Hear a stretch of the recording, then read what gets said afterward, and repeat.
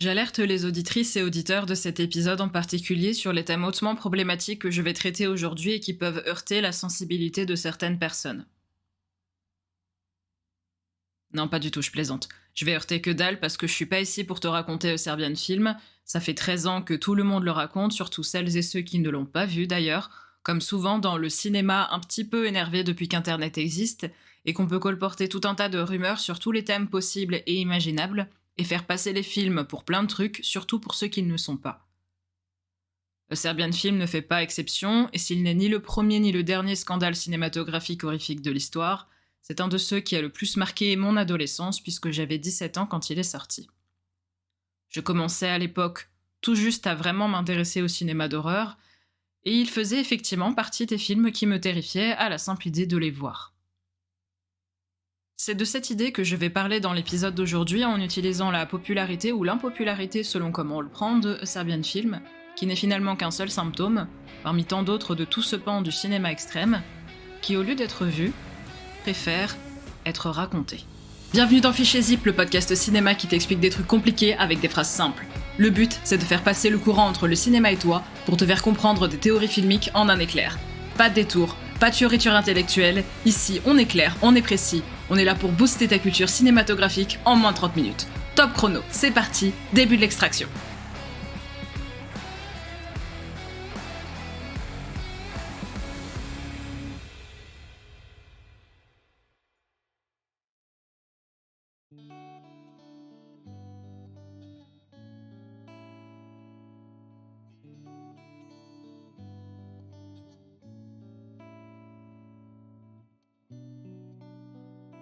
Au moment où cet épisode va sortir, je serai docteur en cinéma depuis quelques jours. C'est une thèse que j'ai fait sur le fantasme au cinéma et je trouve assez marrant de constater que le premier épisode que je vais sortir après avoir soutenu, c'est un film qui parle de pulsions de plaisir et de pulsions de mort. Si tu fréquentes les réseaux sociaux, t'as déjà dû voir passer sur des sites comme Facebook, Twitter, Sens Critique, etc. des grandes listes des films les plus horribles et les plus censurés possibles, réputés introuvables, découpés en plein de petits morceaux, à peu près comme les gens dans ce type de film d'ailleurs. Dans ces tops, en général, se talonnent Cannibal Holocaust et autres irréversibles, pendant que Philosophy of a Knife, Faces of Death et autres Guinea Pig se tiennent chaud dans un coin et que Snuff 102 porte sur ses épaules les deux enfants terribles que sont en règle générale The Human Centipede 2, oui le 2 précisément, et A Serbian Film. Sans être officiellement une spécialiste du cinéma extrême, j'en ai vu un certain nombre et je dresserai pas ici une échelle des extrémités du cinéma ultra-violent, parce que c'est tout simplement une histoire de sensations personnelles en rapport avec une sensibilité construite sur un caractère et un vécu qui sont tout à fait singuliers.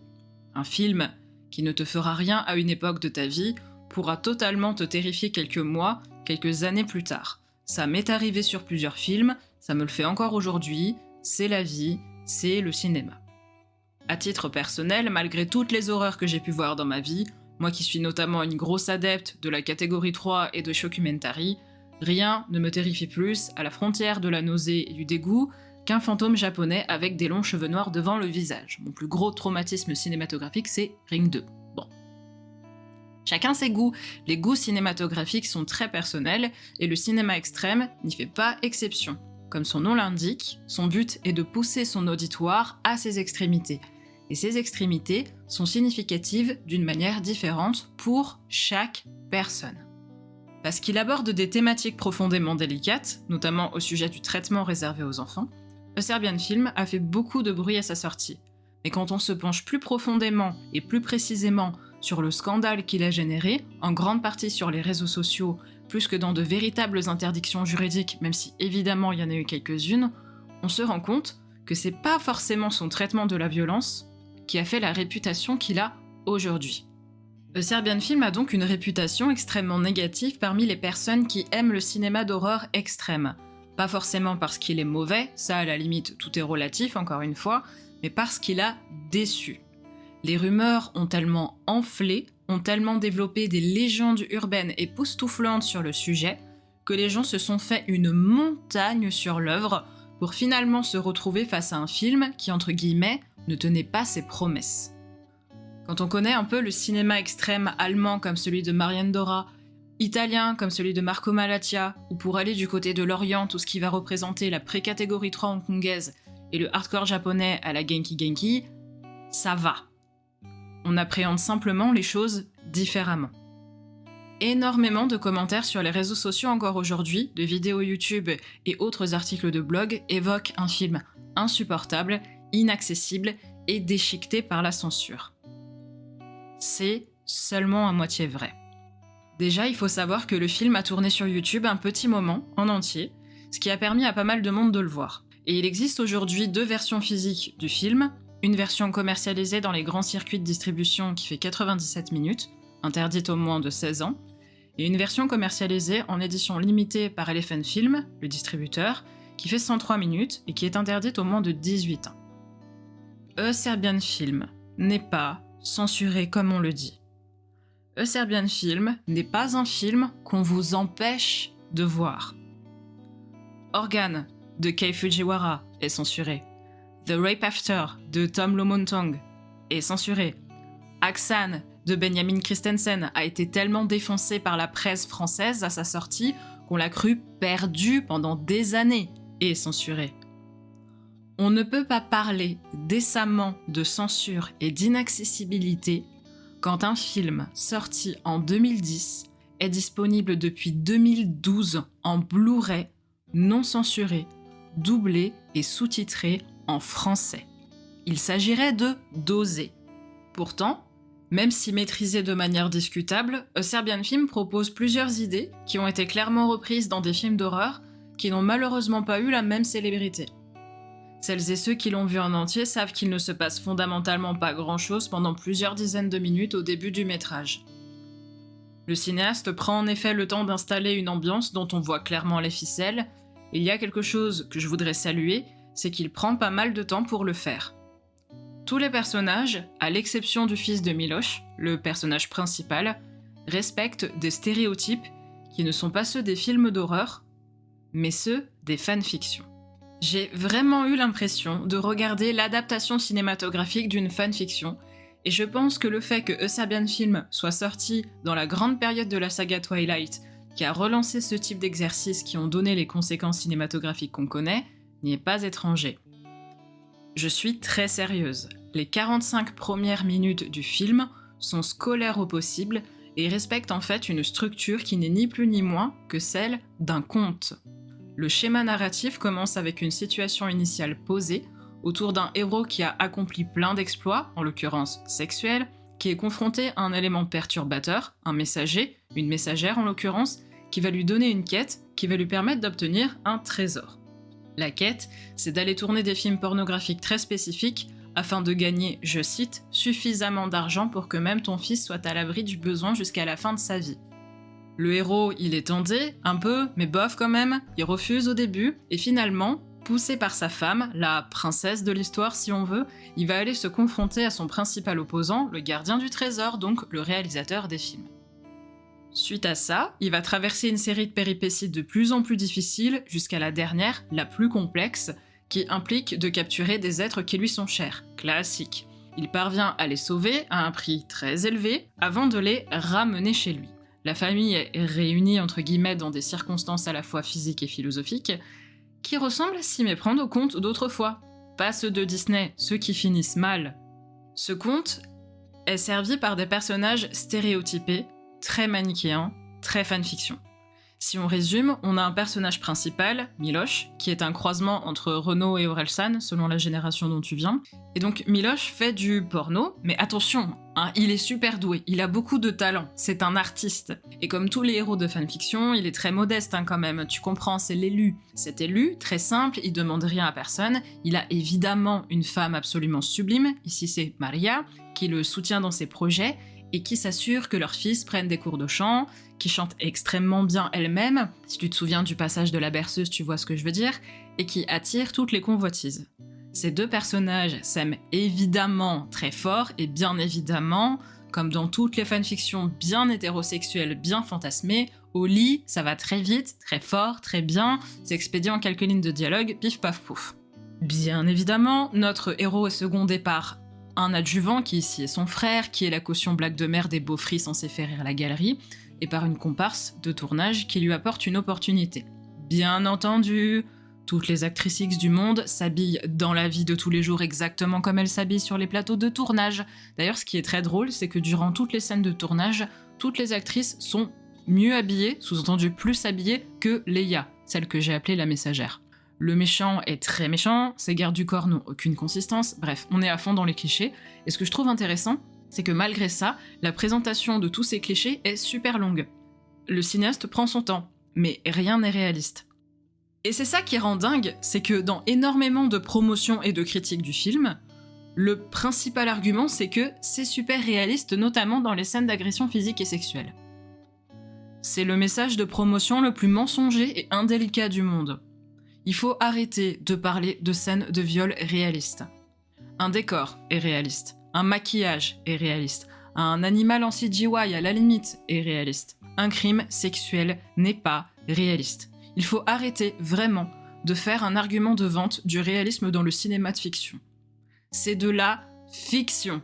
Et à aucun moment, la fiction n'est à mettre sur le pied d'égalité de la réalité sous prétexte que, soi-disant, ça arrive tous les jours sur le Darknet. Mais qu'est-ce que tu en sais ?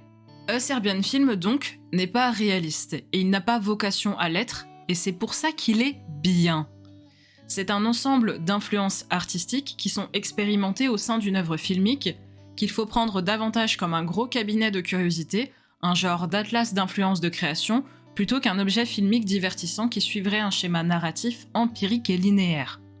C'est le cas pendant le début du film, et après, seulement après, ça part en cacahuète. Il faut savoir que c'est un film autoproduit ou presque, et que c'est le premier film et le seul long métrage du réalisateur. C'est un film plein de bonnes idées dont le traitement est discutable, mais il y a des idées vraiment intéressantes sur la thématique de la pulsion et de la répulsion, le fait qu'on regarde quelque chose qui nous choque et qu'on sait pas trop comment se comporter par rapport à elle. Notamment la première scène du film, avec le petit garçon qui n'arrive pas à détacher son regard de la télévision, est assez édifiante à ce sujet. En dehors du fait que la dernière partie du film est tournée comme un clip de Nine Inch Nails /Disturbed /Rammstein, il y a deux scènes vraiment intéressantes en termes de choix artistiques. La première, c'est Miloš qui ne sait pas ce qui tourne et qui arrive sur le lieu du tournage avec son oreillette à travers laquelle le réalisateur lui donne des infos. Et d'un seul coup, il comprend qu'il doit agir et se retrouve face au caméraman habillé comme un CRS qui pointe sur lui son caméscope comme si c'était une arme, mais pour le filmer. Et la scène est saisissante parce que Miloš, il en a tourné plein des films, il sait faire abstraction d'une caméra. Et là, il va jeter régulièrement des regards au gars qu'il filme, parce qu'il est vraiment pas serein en fait. Par son regard, il inclut ce membre de l'équipe de tournage, et il l'inclut comme une menace au sein du film qu'il est en train de tourner. La scène se passe en plan moyen, Miloš est campé sur ses pieds comme un cow-boy, et on a vraiment l'impression qu'il est dans un western un peu, ce qui est pas étonnant quand on sait que le cinéaste est très influencé par Peckinpah. Et là, on comprend que le duel qui va se jouer, c'est pas contre les autres actrices, c'est pas contre lui-même, c'est contre la caméra. Une caméra qui va être très différente de toutes les autres devant laquelle il est passé jusqu'à présent. Le deuxième choix artistique super intéressant dans le film, c'est le jeu sur le regard du personnage, et principalement des personnages féminins. Les gros plans sur un personnage féminin qui regarde quelque chose, quelles que soient les circonstances, sont infiniment plus nombreux.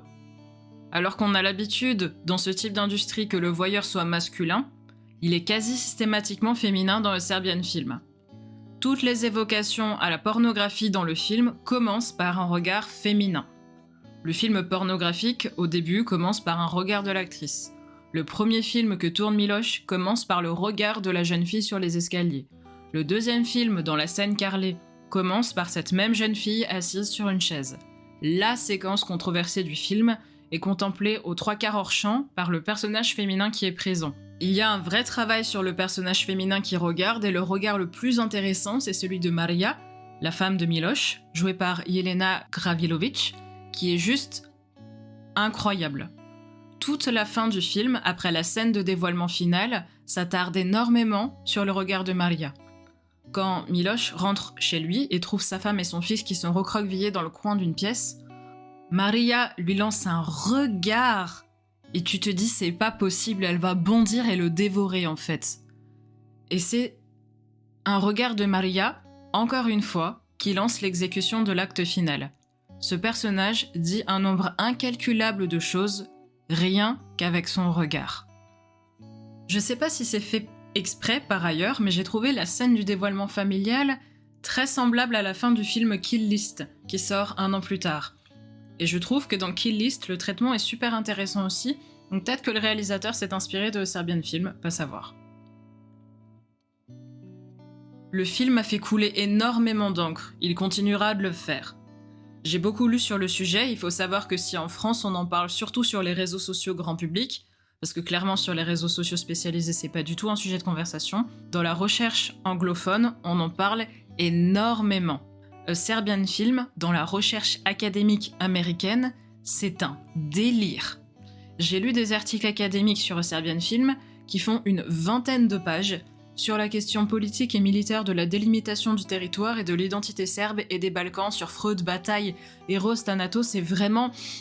J'ai fait une thèse sur le sujet, donc je vais m'énerver 5 secondes. Il faut arrêter de tout ramener à Freud et à la psychanalyse quand il est question de fantasmes au cinéma. Ce sont des théories médicales, pas artistiques déjà, et surtout ce sont des théories qui pour la plupart ont plus de 100 ans. Et c'est lourd. C'est aussi lourd que la musique du film qui est super au début et qui pète la tête à force tellement elle est répétitive. D'ailleurs, fun fact, la musique est dans l'édition collector du DVD Blu-ray d'Elephant Films. Tout ce que je viens de dire pose quand même une question qui est le fondement de mon analyse dans l'épisode d'aujourd'hui. Tu auras remarqué, si tu t'intéresses un peu au cinéma extrême, que parce que certains films sont inaccessibles physiquement et émotionnellement, les gens s'en tiennent écartés volontairement, pour des raisons de légalité et de sensibilité, ce que je comprends totalement. Et ils s'en remettent en conséquence au récit de personnes qui ont vu ou auraient vu le film. Dans cette optique, il y a plusieurs cas. Les personnes qui ont vu le film et qui en font une analyse, les personnes qui ont vu le film et qui en font un témoignage, et les personnes qui consomment le contenu des 2 autres types de personnes et qui le commentent et partagent leur expérience, mais sans avoir vu le film. Ces 3 types de personnes ont un talent en commun qui a directement impacté le succès de A Serbian Film, le storytelling, c'est-à-dire le talent de raconter des histoires et d'emporter son auditoire. Tu n'es pas sans savoir que la preuve sociale d'une personne sur Internet, sa notoriété, est supérieure à la qualité du contenu qu'elle peut produire. Ce qui fait que, dans la majorité des cas, les gens vont consommer un contenu parce qu'elles apprécient la personne, sa personnalité, son ambiance et sa direction artistique, plutôt que parce que, en premier lieu, elles sont intéressées par le sujet de la vidéo en question. Dans la sphère francophone, un peu atmosphérique, on peut citer par exemple le cinéaste Feldup, qui a atteint récemment le 1 million d'abonnés, principalement en racontant des histoires sordides de faits criminels, mystérieux et inexpliqués. Il est juste assis face cam, il parle dans un micro et il raconte des histoires. Il produit par là un second contenu qui va faire volontairement passerelle avec le premier, évitant pour certaines personnes qui ne veulent pas consommer le premier contenu d'avoir à le faire et de subir de potentiels traumatismes irréversibles. C'est donc souvent une bonne chose, mais le mot-clé c'est souvent. Parce que ce système, quand il est utilisé du point de vue de la cinématographie extrême, crée parfois un agrégat de rumeurs, de souvenirs et d'émotions qui vont créer un deuxième film par-dessus le premier qui va être parfois plus important que l'œuvre originale. Et c'est ce qui fait qu'en conséquence, certains films dont on s'est fait une montagne vont être au visionnage particulièrement décevants. C'est un principe de co-création de légendes urbaines qui lui aussi vient du principe de la fanfiction. Si tu connais un peu l'univers de la fanfiction, c'est un peu le principe du Dead Dove Do Not Eat. Littéralement, colombe morte, ne pas manger. C'est un mème qui vient de la série Arrested Development, où un personnage trouve dans un frigo un sac portant la mention Dead Dove Do Not Eat. Il l'ouvre, on voit pas ce qu'il y a à l'intérieur, mais il fait une tête terrible qui suppose qu'il y a effectivement un truc dégueulasse à l'intérieur. Et il commente « Ah bah je sais pas à quoi je m'attendais ». C'est devenu un tag populaire sur le grand site de fanfiction AO3 qui indique littéralement « Il y a des trucs crades et amoraux là-dedans, lis à tes risques et périls ». Et bah le cinéma extrême, c'est ça. Regarde à tes risques et périls, avec soit le risque de mal le vivre, soit le risque de te faire éminemment chier. La manière dont les créateurs de contenu présentent le film joue un rôle évident dans la façon de créer ensemble cette légende urbaine. J'ai 2 exemples assez récents qui existent sur YouTube. Une vidéo du vidéaste Artus qui montre des images du film et qui les commente, et une vidéo du vidéaste Az qui interviewe le réalisateur au BIF en 2022. Les 2 vidéos sont très bien, elles sont tout à fait valables, mais tu vas avoir d'un côté celle d'Artus, qui va te permettre de t'identifier à son expérience de visionnage, et de l'autre celle de Az, qui va te mettre dans une posture de recul avec des questions orientées. Artus va être dans le témoignage sensible, et Az dans l'analyse argumentée. Et les 2 font partie intégrante de l'expérience cinématographique, y a pas de souci. Mais en conséquence, ça se voit quand tu regardes les commentaires de ce genre de contenu, comment les gens vont penser le film et raconter leur expérience du film.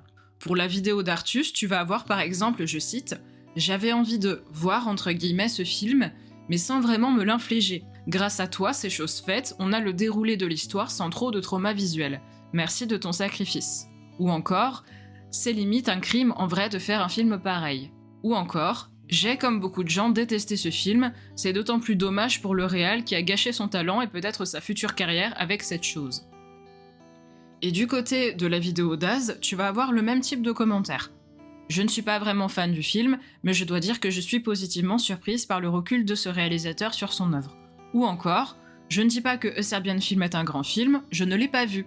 Mais dans l'art, évidemment, le cinéma, chacun a son point de vue, et vouloir interdire un film pour des raisons personnelles, c'est très toxique comme façon de voir les choses. » Donc, tu vois, ça va vraiment dépendre de la posture avec laquelle tu consommes et partages le film. Donc si, évidemment, une grosse partie des gens est tombée sur A Serbian Film sur YouTube il y a 13 ans sans être averti, bah évidemment, la rumeur va enfler dans des termes très forts et négatifs, et la magie d'Internet va faire le reste. Alors est-ce qu'il faut pour autant voir des films extrêmes ? Et pourquoi on est autant fasciné par ça ? Alors c'est une question qui mériterait un épisode à elle toute seule, d'ailleurs je vais le faire dans un futur épisode sur les snuffs, mais je peux y répondre rapidement en disant simplement que ce genre de film se visionne avec une grille de lecture précise. Tu es la seule personne responsable de la manière dont tu vas consommer un film. Si j'ai vu autant de films extrêmes dans ma vie, c'est parce que je les vois dans une posture de recherche et de création. Maintenant, je vais pas te mentir, ce genre d'image, ça reste. Oui, on s'y habitue. Oui, on se désensibilise. Et non, ce n'est pas forcément une bonne chose. Mais personne, en dehors du fait que tu sois un enfant, en tant qu'adulte responsable, personne ne peut prendre la décision pour toi. Ah, au fait, si tu veux pas voir le film, ce que je comprends totalement, et que tu veux une anecdote à sortir à tes potes, je vais t'en donner une officielle que je trouve assez sympa. Jelena Gravilovic, l'interprète de Maria dans A Serbian Film, celle que j'ai appelée princesse en disant qu'elle chantait bien, eh ben c'est la voix du personnage d'Elsa, dans la version serbe de La Reine des Neiges. Voilà. Je t'ai peut-être donné envie de voir le film, du coup. Je vais pas te le conseiller, je vais pas te le déconseiller. Je te dirai juste, à tes risques et périls. C'est la fin de cet épisode, j'espère qu'il t'aura permis d'apprendre des choses si tu connaissais pas le film, et de le considérer avec un œil nouveau si tu le connaissais déjà. S'il t'a donné envie de le voir ou de le revoir, il se trouve facilement puisque non, il fait pas partie des films les plus censurés du monde, n'en déplaise aux puristes. C'est un film qui peut être intéressant de connaître, ne serait-ce que pour l'impact qu'il a eu dans les grandes rumeurs et autres légendes urbaines du cinéma difficile d'accès. J'espère que cette émission t'aura plu, si c'est le cas, abonne-toi et partage-la autour de toi. Merci de ton écoute, et à la prochaine pour une nouvelle théorie passionnante à décompresser.